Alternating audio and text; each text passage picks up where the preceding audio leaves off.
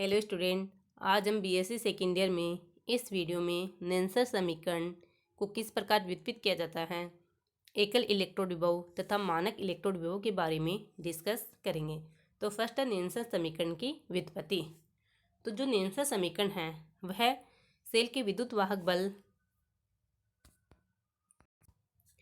ताप, विलयन में उपस्थित आयनों की सक्रियता आदि के मध्य संबंध दर्शाती है तथा यह सेल के विद्युत वाहक बल ज्ञात करने में सहायक होती है।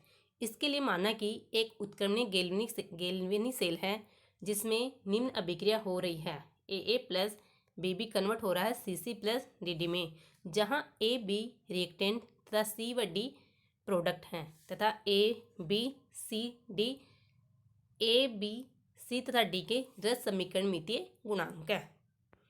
अतः इस अभिक्रिया के लिए मुक्त ऊर्जा में परिवर्तन डेल्टा जी बराबर delta G not plus R T L N A C की power C into A D की पावर डी अपॉन ए की power A into A B की पावर बी होगा, जहाँ ए बी ए सी तथा ए डी क्रमशः ए B C तथा D की सक्रियताएं हैं। डेल्टा जी मुक्त ऊर्जा में परिवर्तन है। डेल्टा जी नोट मानक अवस्था में मुक्त ऊर्जा परिवर्तन है, अर्थात जब अभिकारक एवं उत्पादों की सक्रियता इकाई हो तो मुक्त ऊर्जा में परिवर्तन मानक अवस्था में मुक्त ऊर्जा परिवर्तन होता है। हम जानते हैं कि मानक की मुक्त ऊर्जा परिवर्तन तथा सेल के विद्युत वाहक बल में निम्न संबंध होता है डेल्टा जी बराबर माइनस एन एफ ई, जहाँ डेल्टा जी मुक्त ऊर्जा परिवर्तन, एन सेल अभिक्रिया में स्थानांतरित होने वाले इलेक्ट्रॉनों की संख्या, एफ फेराडे तथा ई सेल का विद्युत वाहक बल है। इसी प्रकार डेल्टा जी नोट बराबर क्या होगा, minus N F E naught, जहाँ ई नोट मानक अवस्था में सेल का विद्युत वाहक बल है। अतः यह मान समीकरण 1 में रखने पर तो हमें क्या प्राप्त होगा कि माइनस एन एफ ई बराबर minus N F E not plus R T L N A C की power C into A D की पावर डी अपॉन ए की power A into A B की पावर बी, अर्थात E बराबर E note minus R T बटा N F L N A C की power C into A D की power D upon A की power A into A B की power B. यह जो समीकरण 2 है इसे ही हम नेंसर समीकरण कहते हैं, जहाँ आर गैस कांस्टेंट, टी परमताप, एफ फेराडे तथा एन सेल अभिक्रिया में स्थानांतरित होने वाले इलेक्ट्रॉनों की संख्या है। यदि अभिकारकों एवं उत्पादों की सक्रियताएं इकाई हो, अर्थात इस समीकरण में ए सी, ए डी, ए और ए बी की वैल्यू का मान 1 हो, तो इस समीकरण के अनुसार क्या होगा, ई बराबर ई नोट। अर्थात हम कह सकते हैं कि जब किसी सेल अभिक्रिया में अभिकारकों एवं उत्पादों की सक्रियताएं इकाई हो तो सेल का विद्युत वाहक बल ही मानक विद्युत वाहक बल कहलाता है तथा एक निश्चित ताप पर जो मानक विद्युत वाहक बल है उसका मान कांस्टेंट होता है और यह सेल का क्या है, अभिलाक्षणिक गुण होता है। अब समीकरण 2 को लॉग की फॉर्म में लिखने पर ई बराबर E note minus 2.303 R T बटा N F log A C की power C into A D की पावर डी अपॉन ए की power A into A B की पावर बी।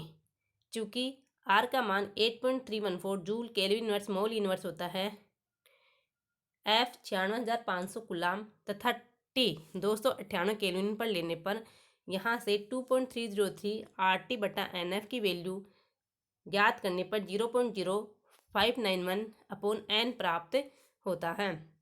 अब समीकरण 3 में 2.303 R T upon N F का मान रखने पर ई बराबर E note minus 0.0591 upon N log A C की पावर सी ए डी की पावर डी ए की power A into A B की पावर बी प्राप्त होता है। चूँकि जो तनु विलयन हैं उनके लिए सक्रियताओं के मान लगभग सांद्रता के मान के समान होते हैं, अतः सक्रियताओं को सांद्रता के रूप में लिखने पर तो नेंसर समीकरण को निम्न प्रकार से हम लिखते हैं, ई बराबर E note minus 0.0591 upon N log C की सांद्रता की पावर सी इंटू डी की सांद्रता की पावर डी अपॉन ए की सांद्रता की पावर ए इंटू बी की सांद्रता की पावर बी। इस प्रकार सांद्रता के रूप में हम नेल्सन समीकरण को लिख सकते हैं, या E बराबर E note minus 0.0591 upon N लोग उत्पादों की सांद्रता अपॉन अभिकारकों की सांद्रता। ये कितने पर है? ये T बराबर 298 केल्विन पर सेल का विद्युत वाहक बल है। यहाँ पर मेन इंपॉर्टेंट बात ये ध्यान रखनी है कि जो ठोस पदार्थ हैं या जो लिक्विड हैं जैसे मरकरी है, ब्रोमीन है, तथा एक वायुमंडलीय दाब पर जो गैस हैं उनकी सक्रियता इकाई होती हैं। तो इस जो नेल्सन समीकरण है वो सेल के विद्युत वाहक बल को ज्ञात करने में प्रयुक्त होती है। नेक्स्ट है एकल इलेक्ट्रोड विभव। हम जानते हैं कि संपूर्ण सेल में 2 इलेक्ट्रोड के युग्मन से बनता है, जिसमें एक इलेक्ट्रोड पर ऑक्सीडेशन होता है अर्थात इलेक्ट्रॉन बाहर निकलते हैं, जबकि दूसरे पर क्या होगा? रिडक्शन होता है अर्थात इलेक्ट्रॉन ग्रहण किए जाते हैं। यदि हम किसी इलेक्ट्रोड को उसके आयनों के संपर्क में रहते हैं तो उस इलेक्ट्रोड की इलेक्ट्रॉन त्यागने या ग्रहण करने की जो प्रवृत्ति होती है उसे ही हम इलेक्ट्रोड विभव कहते हैं। यदि इलेक्ट्रोड इलेक्ट्रॉन त्यागता है तो उसका जो विभव होता है वह ऑक्सीकरण विभव कहलाता है, तथा यदि इलेक्ट्रोड इलेक्ट्रॉन ग्रहण करता है तो उसका विभव अपचयन विभव कहलाता है। तथा मेन इंपॉर्टेंट बात यह भी है कि यदि एक इलेक्ट्रोड का ऑक्सीकरण विभव पॉजिटिव है तो उसका अपचयन विभव नेगेटिव होगा, तथा ये जो बात है वो विलोम भी संभव है। चूँकि जो संपूर्ण सेल है उसका विद्युत वाहक बल तो हम नेल्सन समीकरण के द्वारा ज्ञात कर सकते हैं, परंतु इलेक्ट्रोड विभव के जो एब्सोल्यूट वैल्यू है उसका मापन हम नहीं कर सकते। अतः इलेक्ट्रोड विभव एक मानक इलेक्ट्रोड विभव के सापेक्ष मापते हैं। तो इसके लिए हम क्या करते हैं? मानक हाइड्रोजन इलेक्ट्रोड का उपयोग करते हैं, जिसे हम निम्न प्रकार आरेखित करते हैं Pt(1 एटमॉस्फेयर H+) जिसकी एक्टिविटी 1 है। चूँकि मानक हाइड्रोजन इलेक्ट्रोड का विभव हम स्वेच्छा से शून्य मानते हैं, अतः हमें जिस इलेक्ट्रोड का विभव ज्ञात करना होता है उसे हम मानक हाइड्रोजन इलेक्ट्रोड के साथ युग्मित करके सेल बना लेते हैं, और इस प्रकार जो सेल बनता है उसका विद्युत वाहक बल हम ज्ञात कर लेते हैं। जैसे कि माना एक इलेक्ट्रोड है Mn+, इस इलेक्ट्रोड का हमें विद्युत वाहक बल ज्ञात करना है। तो इस इलेक्ट्रोड को हम मानक हाइड्रोजन इलेक्ट्रोड के साथ युग्मित करके एक सेल बना लेंगे, जिसे हम निम्न प्रकार आरेखित करेंगे Mn+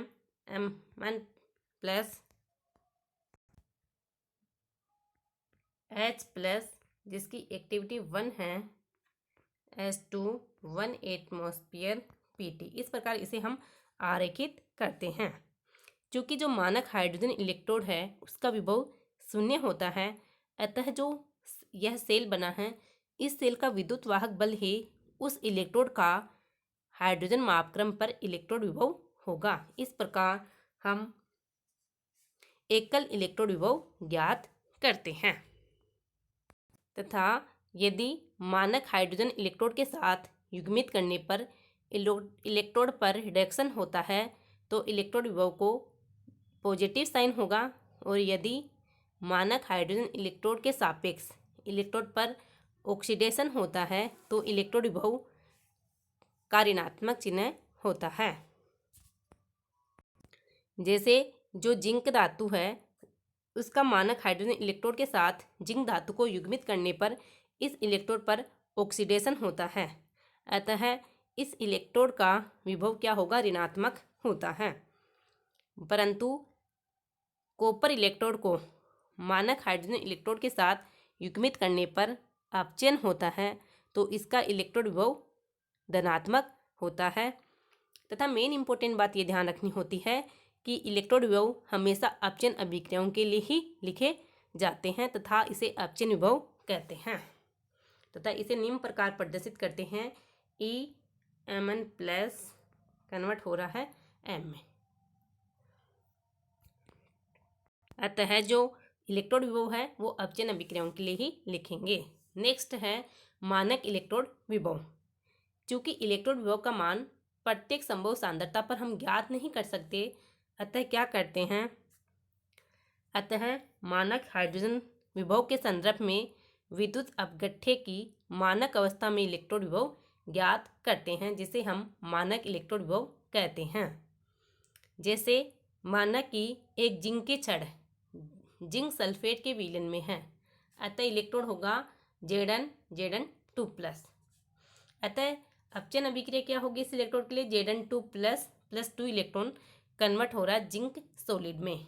अतः नंसर समीकरण से इसका विद्युत वाहक बल क्या हो जाएगा, E बराबर E0 - RT/NF ln AZn/AZn2+, जहाँ AZn जिंक की सक्रियता तथा AZn2+ Zn2+ आयनों की सक्रियता है। चूँकि जो जिंक है वो ठोस अवस्था में है और हम जानते हैं कि ठोस अवस्था में सक्रियता 1 होती है, अतः AZn बराबर 1। अतः नंसर समीकरण में AZn बराबर 1 रखने पर E बराबर E0 - RT/NF ln 1/AZn2+। चूँकि तनु विलयनों के लिए जो सक्रियता है वो लगभग सांद्रता के समान होती है, अतः हम इसे सांद्रता के रूप में लिखने पर किस प्रकार लिखेंगे, E बराबर E0 - RT/NF ln 1/Zn2+ आयनों की सांद्रता। यदि Zn2+ आयनों की सांद्रता इकाई हो, यदि इसका मान इकाई हो तो यहाँ से हमें क्या प्राप्त होगा, ln1। चूँकि ln1 क्या होता है, ln1 का मान ln1 बराबर होता है 2.303 log1 तथा log1 का मान होता है 0। तो ln1 बराबर क्या प्राप्त होगा, हमें 0 प्राप्त होगा।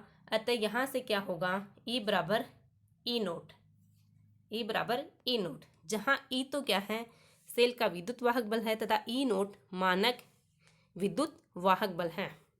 अतः मानक इलेक्ट्रोड विभव या मानक विद्युत वाहक बल को इस प्रकार डिफाइन कर सकते हैं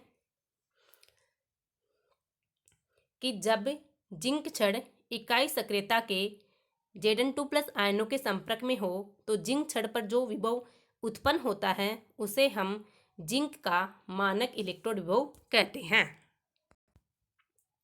अर्थात हम कह सकते हैं कि किसी भी इलेक्ट्रोड को हम उसके इकाई सक्रियता के आयनों के संपर्क में रखते हैं तो उस इलेक्ट्रोड पर उत्पन्न हुआ विभव उस इलेक्ट्रोड का मानक इलेक्ट्रोड विभव कहलाता है। इस प्रकार नंसर समीकरण का उपयोग करके हम किसी भी इलेक्ट्रोड के इलेक्ट्रोड विभव का मान ज्ञात कर सकते हैं।